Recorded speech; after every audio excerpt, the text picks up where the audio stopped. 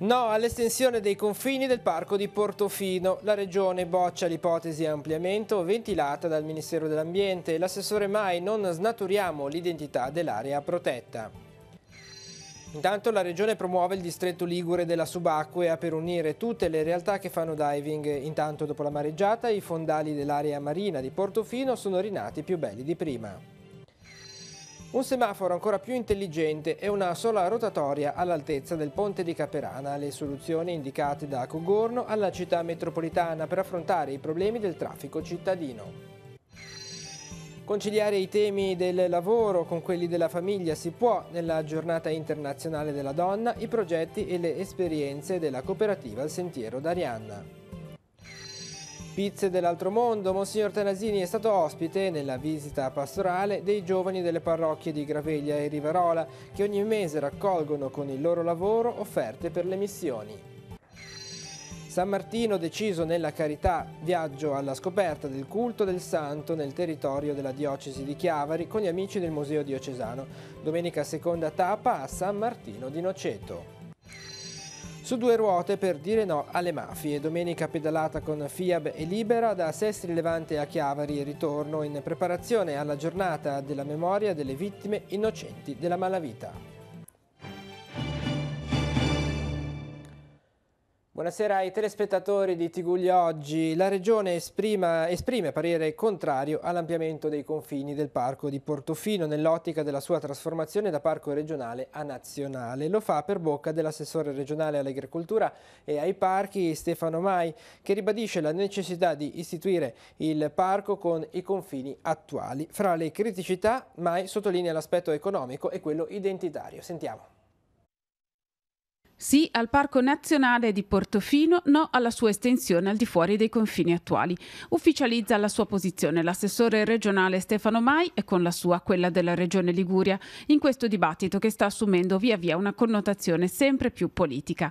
Dopo lo studio di ISPRA commissionato dal Ministero dell'Ambiente, che ha inserito nell'area di interesse del parco tutta la zona compresa fra la parte più a levante di Genova e la collina delle Grazie, si è accesa la discussione sul territorio fra favorevoli, contrari e perplessi. La decisione finale va presa entro la fine del 2019. Noi abbiamo detto molto serenamente al Ministero dell'Ambiente che vogliamo assolutamente il Parco Nazionale, che il Parco Nazionale sui 3 comuni attuali poi dovrà lavorare in sinergia con i comuni limitrofi, quindi significa fare promozione e valorizzazione turistica anche nei comuni non facenti parte del Parco Nazionale, ma che comunque debba rimanere in quei confini, anche perché quando parliamo di parco si parla anche di molti vincoli, ma spesso questi vincoli si torcono contro il territorio, i sindaci, le imprese che ci sono sul territorio, l'espansione, l'agricoltura, la pesca, quindi non vogliamo mettere altri vincoli, è un territorio bellissimo che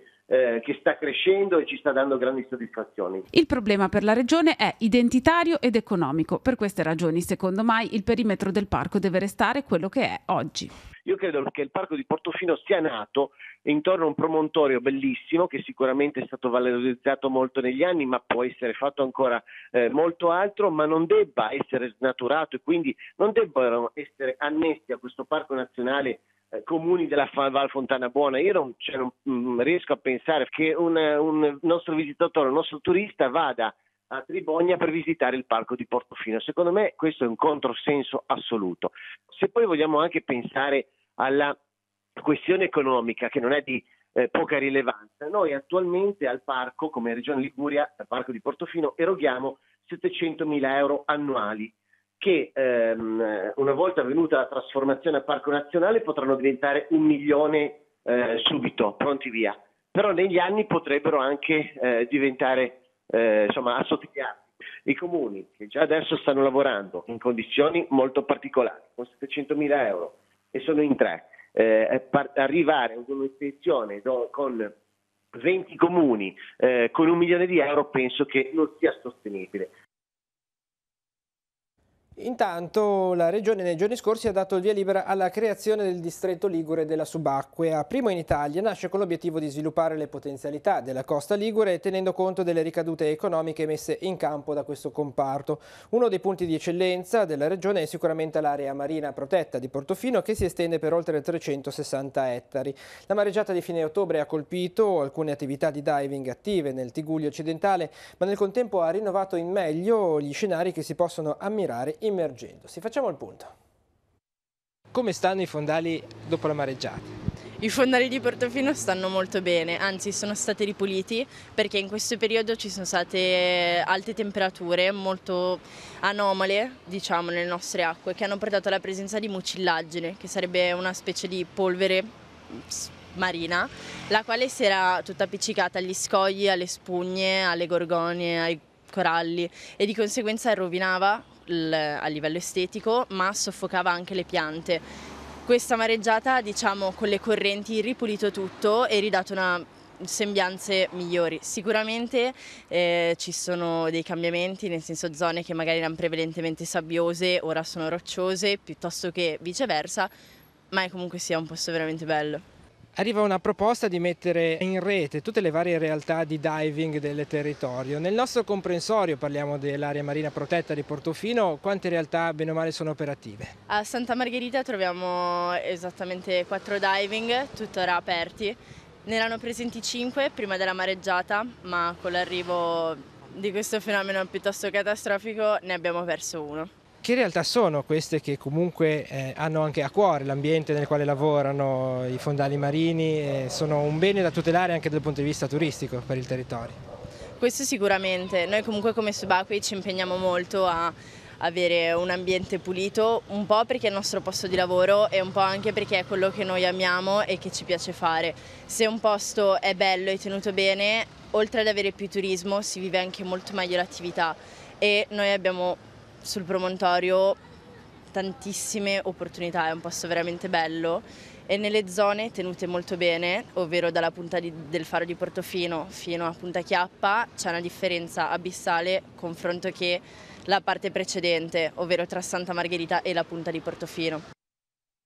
E restiamo nel Tigullio occidentale, andiamo a leggere una notizia sul nostro sito teleradiopace.com. È stato approvato dalla Giunta regionale il piano urbanistico del comune di Rapallo. Con la procedura di valutazione ambientale strategica, la VAS, si è conclusa l'attività istruttoria di Regione Liguria. Il comune potrà disporre, a distanza di oltre 30 anni dal piano regolatore del 1986, di un nuovo strumento per la pianificazione territoriale, incentrato sul fronte del recupero del patrimonio edilizio e della rigenerazione urbana.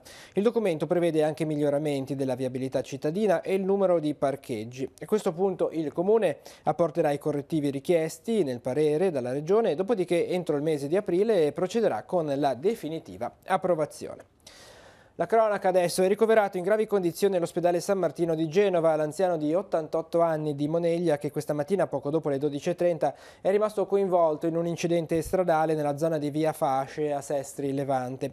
La dinamica dell'episodio è ancora da chiarire. L'uomo, a bordo del suo scooter, sarebbe stato urtato da un furgoncino che lo avrebbe fatto rovinare a terra. Nella caduta l'anziano ha sbattuto la testa, procurandosi altri traumi. Subito soccorso dai volontari della pubblica assistenza e dai medici del 118, è stato trasportato al pronto soccorso dell'ospedale genovese. L'uomo alla guida del mezzo che ha urtato l'anziano si è fermato poco distante appena accortosi dell'accaduto. Parliamo adesso di viabilità. Il Comune di Cogorno sembra aver individuato alcune soluzioni per risolvere l'annoso problema del traffico che attraversa il suo centro urbano. In un recente incontro con i rappresentanti della città metropolitana di Genova il tema è stato oggetto di dibattito e discussione. Vediamo.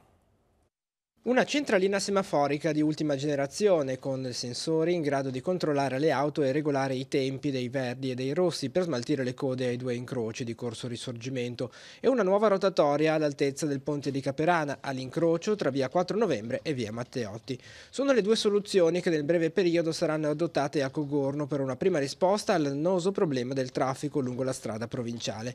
Ad individuarle come migliore risposta ad un tema che va al di là della singola competenza del Comune Uno studio affidato dalla stessa amministrazione ad una società di ingegneria che ha elaborato diverse proiezioni, utilizzando il risultato di un monitoraggio portato avanti in questi anni anche dalla città metropolitana. L'ipotesi che possiamo fare noi nel nostro piccolo, perché ripeto è una struttura viaria della città metropolitana e su cui occorre intervenire anche con la Regione Liguria, noi nel nostro piccolo cosa possiamo dire? Signori, al posto dei 2 semafori intelligenti metterne 2 molto più intelligenti con una centralina tale che tenga conto anche delle ore di punta del traffico, visto che questo è uno degli argomenti che stanno più a cuore delle persone, e una rotonda all'altezza della Basco che peraltro è già stata più o meno studiata. Il tema della viabilità del fondovalle è stato comunque affrontato anche nell'elaborazione del PUC in fase di approvazione, prendendo in considerazione il tipo di traffico che attraversa il comune di Cogorno, utilizzando la provinciale, e il forte insediamento abitativo lungo l'asse viario. Si è visto come l'ipotesi di altre 2 rotatorie al posto degli attuali impianti semaforici sia di fatto irrealizzabile. La città metropolitana, con dei tecnici abilitati, hanno detto che le rotonde qua nel fondovalle, ipotizzate, professate da tante persone, tecnicamente hanno delle criticità insormontabili, sia per la larghezza, perché i mezzi che passano da noi non sono solamente delle macchine, ma sono dei tir, perché siamo l'unica strada che porta verso l'entroterra dopo l'autostrada del Casello di Lavagna. E quindi in base al raggio sono delle rotonde che avrebbero delle dimensioni eccessive, ma soprattutto siamo in un centro abitato con molti innesti. E la Giunta di Cogorno ha approvato le linee guida per il coinvolgimento di volontari in attività di pubblica utilità. L'obiettivo è quello di istituire un registro dei volontari per coordinare l'attività di volontariato con quelle dell'amministrazione comunale. I volontari potranno essere impiegati nell'informazione e diffusione di iniziative del comune oppure collaborare con i servizi culturali o i servizi sociali. L'amministrazione di Cogorno non è nuova a questo genere di iniziative. In questi anni sono state organizzate diverse giornate dello sfalcio, durante i quali alcuni volontari sono stati impegnati a pulire i sentieri comunali. Inoltre i volontari sono impiegati nella squadra di protezione civile per l'assistenza all'uscita delle scuole. E sempre a Cogorno, questa mattina in occasione della festa della donna è stata dipinta una panchina rossa come simbolo contro la violenza sulle donne. Erano presenti le rappresentanti dello Zonta Club Portofino, Tiguglio, Golfo Paradiso e quelli dell'amministrazione comunale. Lo Zonta Club è un'organizzazione mondiale che ha come missione il miglioramento dello status della donna in ogni settore. Nell'ambito delle iniziative per la lotta alla violenza sulle donne abbiamo già installato diverse panchine sul territorio, ha commentato Titta Arpe, past president della realtà. Passando è difficile rimanere indifferenti. Domani inoltre a San Salvatore alle 11 ci sarà l'inaugurazione degli scaffali rosa nella biblioteca scolastica civica del Gatto Fliscano. Oggi dunque l'8 marzo e ricorre la giornata internazionale della donna, un'occasione per mettere al centro dell'attenzione sia le conquiste sociali, economiche e politiche, sia le discriminazioni e le violenze in cui le donne sono state e sono ancora oggetto in quasi tutte le parti del mondo. Uno dei temi più importanti è quello del lavoro, con la difficoltà incontrate molto spesso nel conciliare le esigenze del lavoro con i tempi della famiglia. Di questo si occupa da alcuni anni a questa parte la cooperativa Al Sentiero di Arianna del Gruppo Tassano. Questa realtà recentemente è stata convocata al tavolo del Ministro della Famiglia per portare avanti alcuni progetti. Sentiamo. Al Ministero eravamo presenti circa una 60ina di aziende e da parte del Ministro è arrivato questa proposta alle aziende di partire dai bisogni dei lavoratori, delle lavoratrici prevalentemente, per tutto quello che sono le esigenze per permettere alle donne, mamme, lavoratrici di rientrare al meglio al lavoro. C'erano anche i rappresentanti della cooperativa Al Sentiero di Arianna al tavolo di lavoro che il Ministero della Famiglia ha convocato a Roma per affrontare il tema della conciliazione dei tempi di vita e di lavoro. 2 i fronti sui quali si attendono a breve provvedimenti: la partecipazione ai nuovi bandi europei e il rifinanziamento dell'articolo 8 della legge 53, che proprio l'8 marzo compie 19 anni. Un tema, quello della conciliazione delle esigenze di vita e di lavoro, da sempre al centro dell'attenzione della realtà che fa parte del Gruppo Tassano, che in questi anni è ha cercato di metterlo in pratica con azioni concrete.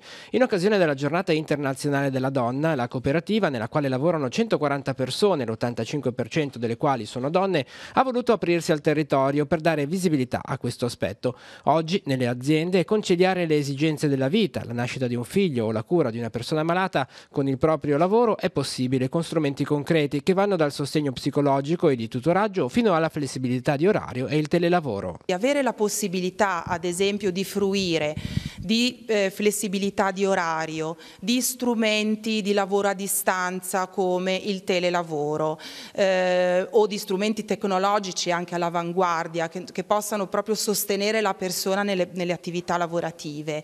Il fatto di beneficiare di un clima aziendale attento alle necessità delle persone e che quindi di fronte a ciò che la persona in quel momento sta vivendo, che può essere una cosa molto bella e positiva come la maternità o la paternità, oppure un bisogno di cura per una persona cara che sta vivendo, che ha un problema di salute.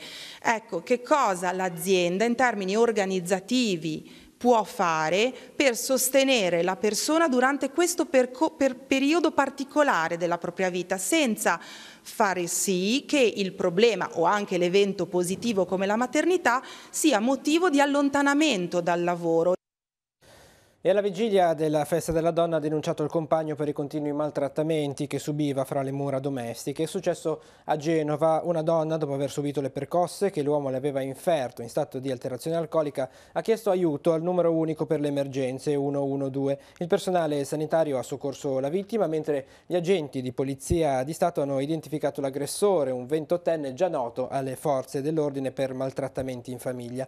Nel corso della perquisizione domiciliare gli agenti hanno trovato 13 involucri contenenti hashish per il peso complessivo di 90 grammi e poi all'interno dell'abitazione un bilancino di precisione e 470 euro in banconote di piccolo taglio. L'uomo è stato arrestato per detenzione di sostanze stupefacenti ai fini di spaccio e denunciato per lesioni procurate alla convivente. Si trova a Marassi a disposizione dell'autorità giudiziaria.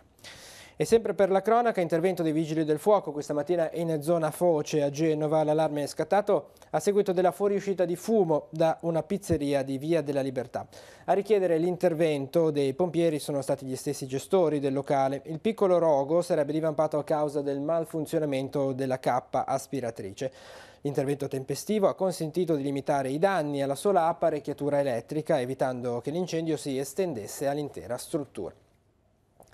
E lunedì prossimo sarà inaugurato a Valeggio sul Mincio, in provincia di Verona, un nuovo stabilimento produttivo di Fincantieri Infrastrutture. Nell'occasione si svolgerà il taglio della prima lamiera destinata alla costruzione del ponte di Genova. La cerimonia vedrà la partecipazione delle maggiori cariche istituzionali accolte dal presidente e dall'amministratore delegato dei Fincantieri, Giampiero Massolo e Giuseppe Bono. Torniamo in diocesi, prosegue la visita pastorale di Monsignor Tanasini nel territorio del vicariato di Sturla e Graveglia. Questa sera alle 21 il Vescovo incontra i membri del Consigli per gli Affari Economici delle parrocchie del vicariato. Domenica pomeriggio alle 16 sarà a Celesia per la celebrazione dell'Eucarestia. Nei giorni scorsi Monsignor Tanasini ha incontrato i giovani delle parrocchie di Rivarola e Graveglia che ogni mese con l'iniziativa Pizze dell'Altro Mondo raccolgono offerte per le missioni. Vediamo. Pizze dall'altro mondo, un'esperienza che ha già qualche anno sulle spalle, che ha già portato molti risultati e che nell'ambito della visita pastorale verrà presentata anche proprio concretamente al Vescovo, Monsignor Alberto Tanasini. Allora, raccontiamo quando è nata questa esperienza. È nata 4-5 anni fa, direi, così da un'idea di fare una cosa bella, concreta e che coi ragazzi e che sia anche un po' una costante, ecco, e che i ragazzi si possano prendere qualche piccola responsabilità e farli un po' così anche crescere in queste piccole responsabilità. Ma l'idea della pizza proprio da chi è partita? È nata così un po' da, direi mia moglie, no, così vedendo che era una cosa che si poteva fare con i ragazzi, dandogli anche un po' di... All'inizio magari le pizze erano un po' più scotte, un po' più bruciate, ma poi anche siamo diventati bravi, sono diventati bravi, ecco. Il ricavato del vostro lavoro dove va? Il ricavato va per metà ad aiutare una coppia di nostri amici che hanno vissuto qua nella nostra parrocchia, che vivono a Lima in una missione dell'Operazione Matogrosso, e l'altra metà aiuta invece una missione del Movimento dei Focolari che è a Manne in Costa d'Avorio, dove c'è una ragazza, Veronica, della nostra parrocchia, che va una volta all'anno ed è stato anche un periodo lungo. Questa cosa che frutti ha portato secondo te guardando i tuoi ragazzi? Di creare un gruppo che comunque un po' è rimasto unito anche per questa cosa costante, di prendersi qualche responsabilità e così magari anche di poter poi sognare qualcosa di più grande, magari da fare insieme, così. Si svolge domani in tutte le 7 diocesi della regione ecclesiastica ligure la giornata di spiritualità e preghiera per le famiglie. L'appuntamento per la diocesi di Chiavari è a Rapallo nella parrocchia di San Pietro di Novella. Il momento di incontro si aprirà alle 9:30 con l'accoglienza, proseguirà con la preghiera e la lettura del Vangelo delle nozze di Cana. Seguirà la riflessione personale e il lavoro di coppia e poi la condivisione e infine il pranzo. Sarà presente nella giornata il vescovo Monsignor Alberto Tanasini. È mancato improvvisamente a Rapallo padre Pietro Redaelli, superiore della comunità di Padri Somaschi. Da 3 anni nel Tigullio era molto ben voluto per la sua simpatia, disponibilità e il suo sorriso. Nella foto lo vediamo in occasione dell'inaugurazione della nuova sede del Buon Samaritano, realtà ospitata proprio nell'Istituto Emiliani di Rapallo, che distribuisce pasti per le persone in difficoltà. Padre Redaelli era originario di Somasca, paese della provincia di Como. Qui verrà sepolto dopo i funerali che saranno celebrati domani mattina alle 11 nella chiesa di San Francesco a Rapallo. E sono stati celebrati oggi invece i funerali a Rezzuaglio di Don Giovanni Pagliughi, che avrebbe compiuto 94 anni il prossimo aprile. Da qualche tempo era sofferente. Il sacerdote è mancato a Rezzuaglio, dove risiedeva e dove ha speso tutto il suo ministero presbiterale. Nato ad Alpepiana di Rezzuaglio il 7 aprile 1925, Don Giovanni è stato ordinato presbitero il 22 maggio del 1948 proprio a Rezzuaglio. Ha svolto la sua missione pastorale sempre nella parrocchia di San Michele Arcangelo, prima come viceparroco e poi come parroco per 46 anni. Devoto a Maria, ha vissuto un'esperienza pluriennale di pellegrino e guida di fedeli alla grotta di Lourdes, dove si è recato in pellegrinaggio ben 57 volte, l'ultimo viaggio in occasione del 90° compleanno nel 2015. È stato uno dei primi sacerdoti a dotarsi di strumenti audio-video per la catechesi. Ha fondato Radio Cuore Immacolato di Maria, che per 40 anni circa ha offerto il proprio servizio agli abitanti di Rezzuaglio e dei paesi vicini, con la messa quotidiana trasmessa a beneficio di malati e anziani e con servizi di carattere religioso scelti e trasmessi dallo stesso Don Giovanni. Domenica pomeriggio con inizio alle 15 si svolge il secondo incontro previsto nell'itinerario artistico, storico e religioso organizzato dalla Diocesi e dall'Associazione Amici del Museo Diocesano sulla figura di San Martino. L'appuntamento è a San Martino di Noceto di Rapallo. Il primo incontro, che si è svolto nella chiesa parrocchiale del Divo Martino a Portofino, è stata l'occasione per un approfondimento dedicato proprio alla figura del santo. Sentiamo. Che cosa possiamo trovare del San Martino, dei suoi tempi, che sia valido per la vita e la società di oggi?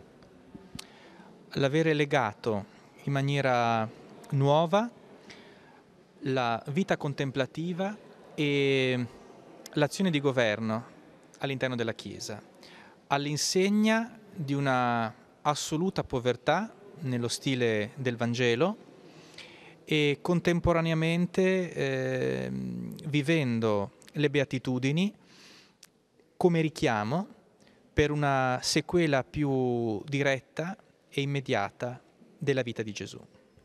Sul nostro territorio le chiese che sono dedicate a San Martino sono non tanto numerose, ma insomma ce ne sono abbastanza.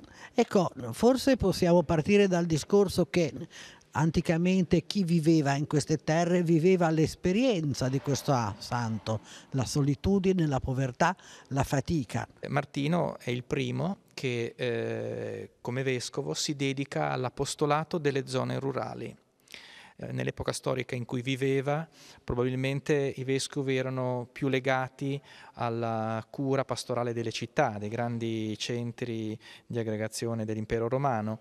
Martino rappresenta una novità, un apostolato nelle campagne, che significa molto concretamente, all'insegna chiaramente della pace e della carità, però la sconfitta della superstizione. Una delle sottolineature che fa Sulpicio Severo, scusatemi questo inciso, è il fatto che dopo aver ricevuto il battesimo, Martino rimane nell'esercito solamente virtualmente, ma anche prima tiende molto a sottolineare che non ha mai combattuto in prima linea. Questo sta molto a sottolineare la consapevolezza della pace, la consapevolezza della misericordia, la consapevolezza che anche le migliori energie non possono essere profuse attraverso la violenza. Chiaramente la sua opera è contro la superstizione, ma impugnando le armi della carità. Un momento sportivo denso di profonda umanità, quello vissuto al CONI in occasione della presentazione della delegazione italiana in partenza per i Giochi Mondiali Special Olympics ad Abu Dhabi. 157 azzurri hanno riempito il salone d'onore ascoltando il saluto del presidente Giovanni Malagò e di Luca Pancalli, presidente del Comitato Italiano Paralimpico. Fra gli atleti a porgere il saluto del Panathlon c'era anche il presidente Distretto Italia Giorgio Costa, emozionato al cospetto dei rappresentanti dei più alti valori sportivi. Toccanti le testimonianze della ginnasta Veronica Pacagnella, 17 anni, con sindrome di Down, e di Sara Capone, atleta partner senza disabilità intellettiva, che gareggerà nel basket secondo il principio dello sport unificato. A recitare il giuramento dell'atleta Special Olympics Gabriele Di Bello, atleta del nuoto. Intervenuta in qualità di testimonial sportiva Valentina Vezzali. E con la sfilata degli studenti ha preso il via a Rapallo la settimana dello sport, manifestazione dedicata agli alunni degli istituti scolastici cittadini. Sul lungomare del chiosco della musica si è tenuta la cerimonia di inaugurazione con le autorità, la banda e il coro dei ragazzi. Da lunedì a venerdì della prossima settimana nella palestra della Casa della Gioventù tutte le mattine gli alunni della scuola primaria si cimenteranno nel percorso misto in una prova di arrampicata facilitata. Il pomeriggio invece sarà dedicato alle rappresentative delle scuole secondarie di primo grado che si sfideranno tra pallavolo, basket, calcio a 5, nuoto e percorso misto a tempo. Lunedì 18 è in programma la cerimonia conclusiva, sempre alla Casa della Gioventù. I ragazzi però, e non solo, potranno avere un'idea di quello che era in passato la settimana dello sport visitando la mostra a Rapallo e la settimana dello sport a cura del Panathlon Club di Rapallo, inaugurata oggi pomeriggio. Il premio letterario e il Festival Andersen di Sestri Levante hanno ricevuto il riconoscimento dell'Hans Christian Andersen Committee di Odense in Danimarca per la decennale opera di promozione dedicata al mondo della fiaba inedita e per gli eccezionali spettacoli del festival dedicati proprio ad Hans Christian Andersen. La cerimonia di premiazione avrà luogo martedì 2 aprile a Odense in Danimarca, alla presenza del ministro della cultura danese e delle autorità locali. Dal 1996 l'Hans Christian Andersen Committee premia persone e eventi in tutto il mondo che si distinguono per la grande qualità del lavoro che portano avanti su ambiti diversi, collegato al celebre favolista danese. E restiamo a Sestri Levante, una pedalata per parlare di mafie, la propone Fiab Tigullio in collaborazione con il presidio di Libera a Genova. L'appuntamento per domenica 10 marzo con partenza alle 10:30 da Piazza Matteotti davanti al Comune. L'iniziativa vuole essere un momento di preparazione alla 24esima giornata della memoria e dell'impegno in ricordo delle vittime innocenti delle mafie e alla marcia regionale che si svolgerà a Sestri Levante proprio in programma il 21 marzo. Vediamo. Perché la giornata in ricordo delle vittime delle mafie si svolgerà proprio a Sestri? Non è una memoria sterile, una memoria che si esaurisce in quella giornata, ma una memoria che vuole tradursi poi in un impegno tutti gli altri giorni dell'anno. E quindi Sestri Levante era simbolico in particolare per la vicinanza con Lavagna, comune che è stato sciolto per infiltrazione mafiosa, e quindi ci sembrava simbolica una presenza nel Tigullio quest'anno. In quella giornata verranno ricordati i nomi di tutte le vittime innocenti delle mafie, ma per prepararla domenica 10 marzo ci sarà un'altra iniziativa, una pedalata con diverse tappe. In particolare nella tappa di Lavagna e in quella di Chiavari che cosa ricorderete?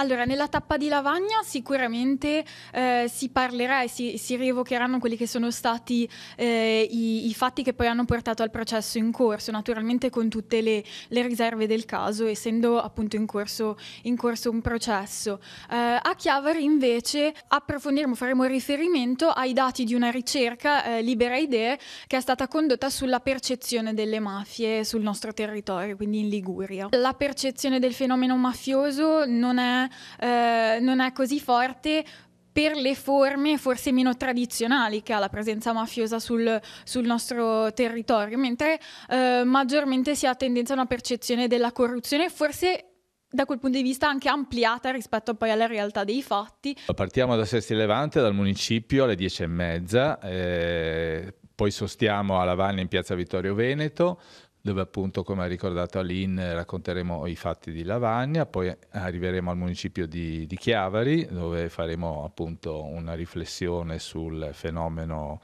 in Liguria.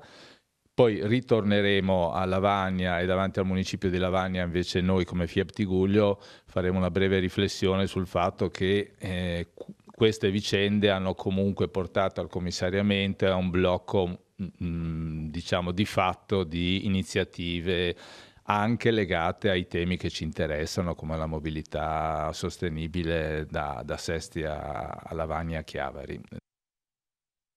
Ora uno sguardo agli appuntamenti in agenda per la giornata di domani.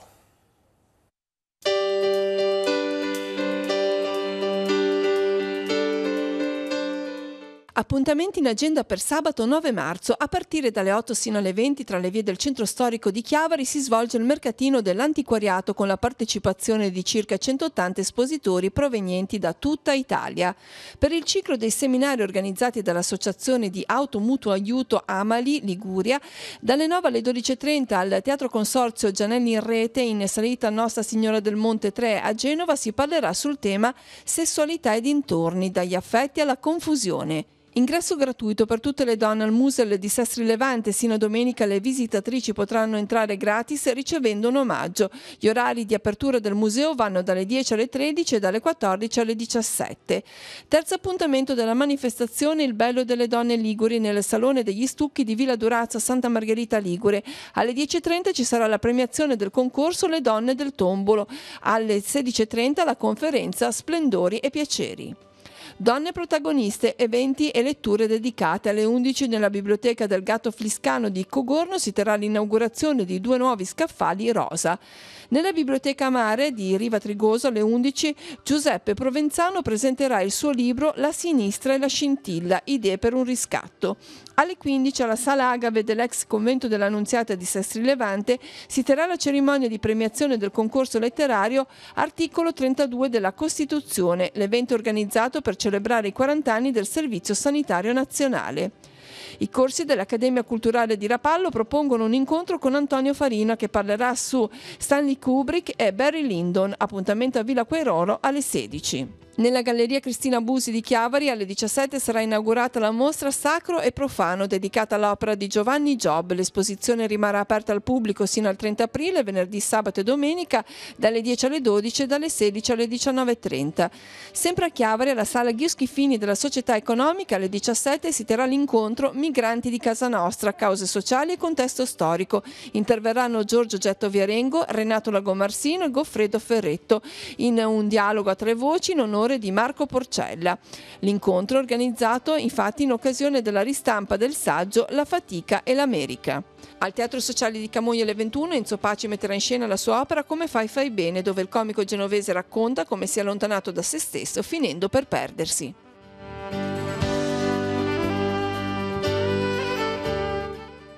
Alcune notizie di sport, la pallanuoto, la Coppa Italia comincia con una vittoria, la Final 8 della Prorecco. A Bari, nel match inaugurale del torneo, i biancocelesti hanno sconfitto il Posillipo per 18-4. La vittoria dà alla Prorecco l'accesso alla semifinale contro la vincitrice del match tra Canottieri Napoli e Ortigia. La Prorecco scenderà in vasca domani alle 15. Per la 1 femminile, domani pomeriggio alle 15 nella piscina del Poggiolino a Rapallo, le ragazze della Rapallo Pallanuoto scenderanno in vasca contro la Rarinantes Florenzia nel 15° turno di campionato. Nel frattempo in casa gialloblu è arrivata una pioggia di convocazioni per il collegiale in programma dal 14 al 28 marzo in preparazione alle finali di Europa Cup. Sono state convocate dal CT Fabio Conti, tra le altre Giulia Emmolo, Federica Lavi, Giulia Viacava, Silvia Avegno, Sofia Giustini e Carolina Marcialis alla sua prima convocazione in nazionale maggiore dopo l'esperienza in passato nelle fila delle nazionali giovanili. Vittoria Costigliolo, Alessia Antonucci e Veronica Giavina invece sono state convocate alla collegiale che si è tenuta oggi a Bogliasco della rappresentativa ligure. In A2 maschile, sempre per la pallanuoto, la prima giornata di ritorno propone al Parco Tigullio di Lavagna la sfida tra Lavagna 90 e il Sori, una gara che si preannuncia difficile per entrambe le squadre a caccia di punti. Il Lavagna 90 dovrà cercare di ripetere i risultati dell'andata e giocarsi il tutto per tutto negli scontri diretti. Fischio di inizio alle ore 18. In chiusura uno sguardo alla nostra programmazione, questa sera alle 21:10 su Telepace 1 al canale 15 una nuova puntata della rubrica Noi Chiesa, ne vediamo in anticipo i titoli. La Quaresima, tempo di slancio verso Dio, lo ha ricordato il Vescovo Tanasini durante il rito delle ceneri in cattedrale, 3 gli atteggiamenti suggeriti, preghiera, penitenza e carità. I frutti della parola nel cammino quaresimale la Caritas propone un itinerario di ascolto del Vangelo, riflessione su alcuni testi e gesti di carità per le realtà del territorio. Catechismo con il Vescovo, mattinata speciale per i bambini e i ragazzi della Val Graveglia che hanno potuto rivolgere le proprie domande a Monsignor Tanasini in visita pastorale. Un cammino embrionale che inizia a crescere è quello avviato nell'ambito pastorale di Carasco. Le 8 parrocchie vivono assieme il cammino del Dopocresima e gli incontri di ascolto della parola per gli adulti. Pizze dell'altro mondo. Monsignor Tanasini è stato ospite dei giovani delle parrocchie di Graveglia, Rivarola e Paggi che ogni mese raccolgono con il loro lavoro offerte per le missioni. La fede si costruisce in famiglia, le parole di incoraggiamento del Vescovo alle famiglie della zona di Cogorno, la catechesi si è svolta nell'ambito della visita pastorale. Una giornata di spiritualità e preghiera per la famiglia, la proposta della Regione Ecclesiastica Ligure, sabato a San Pietro di Novella l'incontro diocesano. 3 giorni di riflessione per i pellegrini di Santiago de Compostela. Chiavari, nella chiesa di San Giacomo di Rupinaro, si è svolta la 17ª edizione dell'incontro compostellano in Liguria. Ed è tutto per questa edizione di Tigullio Oggi. L'informazione torna domani mattina alle 7:30 con la nostra rassegna stampa. L'informazione continua sul nostro sito teleradiopace.com e sul canale 187 Telepace News. Grazie per essere stati con noi e buon proseguimento di serata.